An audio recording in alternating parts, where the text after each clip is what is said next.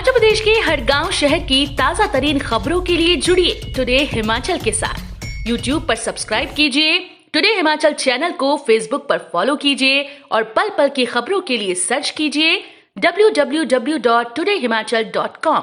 आपका विश्वास हमारी पहचान। बजट सत्र तक कर्मचारियों के तबादले पर लगाई रोक। हिमाचल प्रदेश सरकार ने बजट सत्र की तैयारियों के बीच प्रदेश में कर्मचारियों और अधिकारियों के तबादलों व समायोजन पर रोक लगा दी।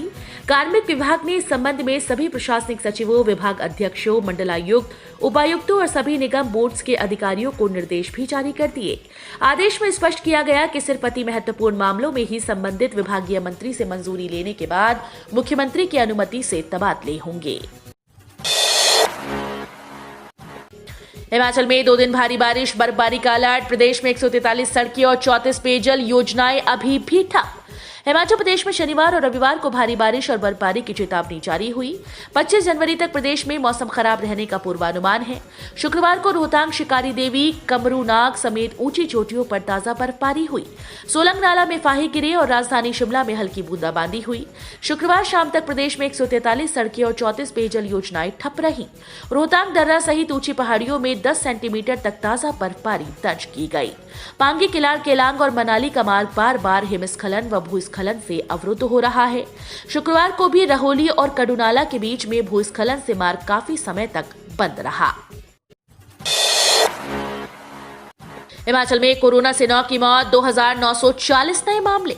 हिमाचल में हर रोज 2500 से ज्यादा कोरोना मामले सामने आ रहे हैं। शुक्रवार को स्वास्थ्य विभाग की रिपोर्ट के अनुसार 2940 लोगों की कोरोना रिपोर्ट पॉजिटिव आई। वहीं 9 लोगों की कोरोना संक्रमण से मौत हुई। इसमें सबसे अधिक कांगड़ा जिले में 3 लोगों की मौत हुई। इसके अलावा सिरमौर में 2 और ऊना, सोलन, शिमला और मंडी में 1-1 कोरोना संक्रमित की जान गई।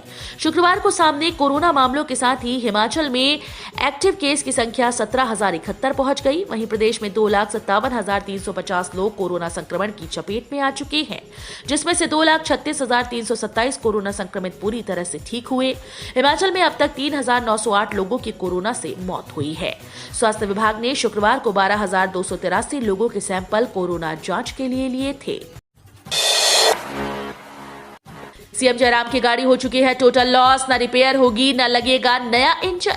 नेता प्रतिपक्ष मुकेश अग्निहोत्री ने सीएम जयराम ठाकुर के जिले के संक्षिप्त दौरे के दौरान उन पर कसे गए तंज को लेकर जमकर जवाबी हमला किया। नेता प्रतिपक्ष ने कहा कि जयराम ठाकुर हमारी गाड़ी के एक्सीडेंट होने की बातें कर रहे हैं।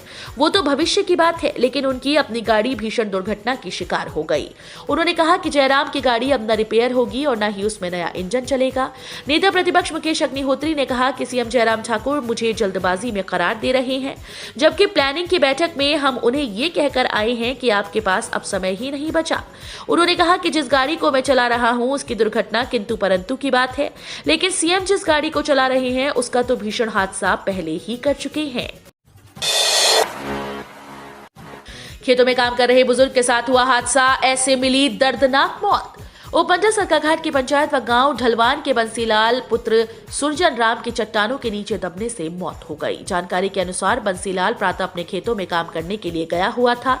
जब खेत में काम कर रहा था तो अचानक खेत की ऊपरी तरफ से एक पहाड़ी बंसीलाल के ऊपर आ गिरी, जिससे वो चट्टानों के नीचे दब गया। खेतों में अकेले काम करने के कारण किसी को भी इस दुर्घटना का पता नहीं चला और जब वो शाम तक घर नहीं लौटा तो उसके स्वजन उसे ढूंढने के लिए निकले, लेकिन वो उन्हें कहीं रास्ते में नहीं मिला। जब वे उसकी तलाश करते हुए खेतों में पहुंचे तो वहां बंसीलाल को चट्टानों के नीचे दबा पाया। इस दौरान बंसीलाल के हाथ और दोनों टांगे बाहर दिखाई दे रही थीं। विभागों के डीडीओ पर संशोधित वेतनमान तय करने की जिम्मेदारी। राज्य वित्त विभाग ने संशोधित वेतनमान का सही आकलन कर इससे संबंधित दस्तावेजों को कर्मचारियों के सुझाए विकल्पों से तैयार करने की जिम्मेदारी अब विभागों के वित्त एवं आहरण अधिकारियों पर डाल दी।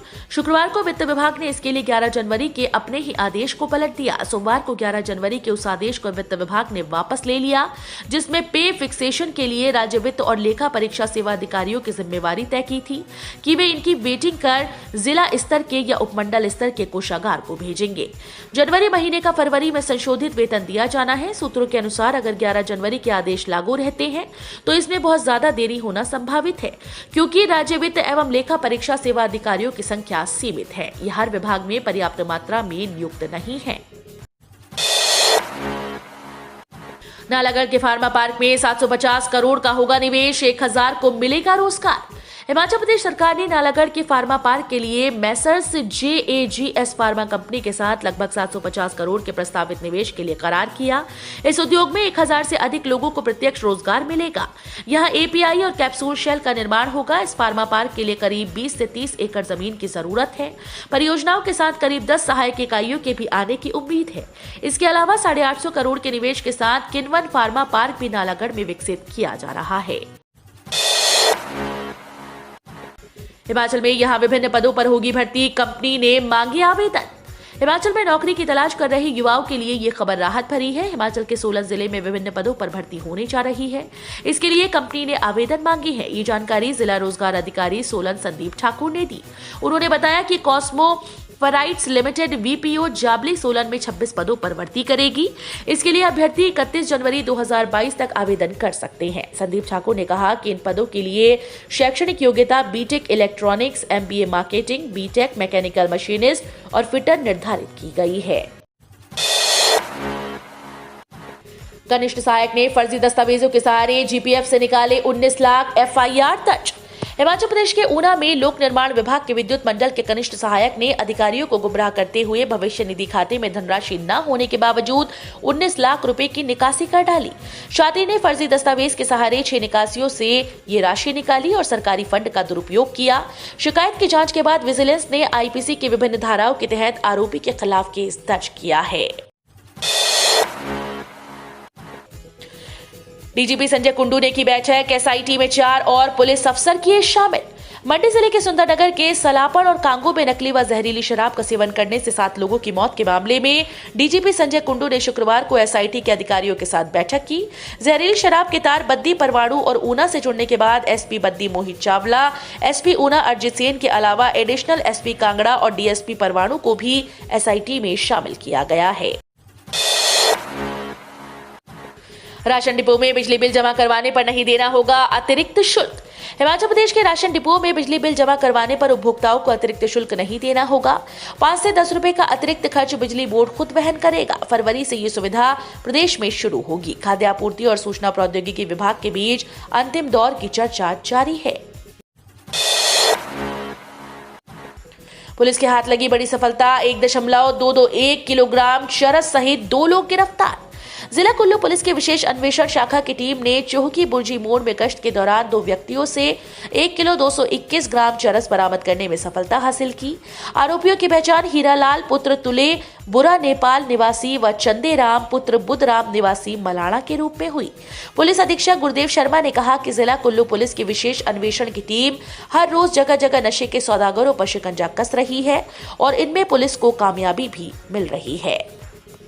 तो ये थे हिमाचल प्रदेश से जुड़े हुए आज के ताजा तरीन समाचार। उम्मीद करते हैं आपको जरूर पसंद आए होंगे। थोड़े से भी पसंद आए हो तो चैनल को सब्सक्राइब और वीडियो को लाइक करना बिल्कुल ना भूलें।